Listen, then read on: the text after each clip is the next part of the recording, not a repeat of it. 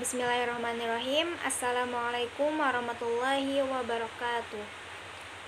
Seperti yang kita tahu, niat dan syigat akad berbeda, maka dapat menyebabkan beberapa kondisi. Kondisi yang pertama yaitu kondisi aspek formalitas atau syuriatul akad, dan kondisi yang kedua yaitu aspek kondisi cacat ridho. Nah, di sini saya akan menjelaskan contoh dari masing-masing kondisi tersebut. Kondisi yang pertama yaitu kondisi aspek formalitas atau syuriatul akad. Syuriatul akad itu terjadi apabila niat bertentangan dengan syigot akad dan apabila ijab dan qabul tidak menunjukkan niat para pihak akad. Ketika syigot ada, sedangkan niatnya itu diragukan keberadaannya, maka akad menjadi cacat karena tidak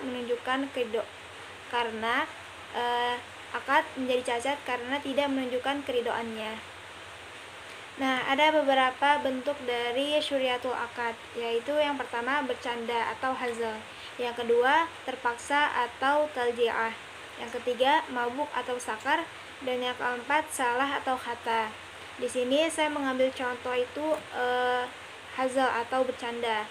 Hazal atau keadaan bergurau yaitu akad yang diungkapkan secara main-main atau tidak sungguh-sungguh, atau dengan maksud istihza, yaitu meledek orang lain, sehingga pada hakikatnya ia tidak menginginkan akibat hukum yang ditimbulkan oleh adanya akad tersebut. Ada kalanya dengan jelas disebut dalam akad oleh kedua belah pihak, atau salah satunya seperti ungkapan seperti ini: saya pura-pura menjual barang ini kepada kamu, atau saya pura-pura membeli barang ini dari kamu. Kondisi yang kedua yaitu aspek kondisi cacat ridho.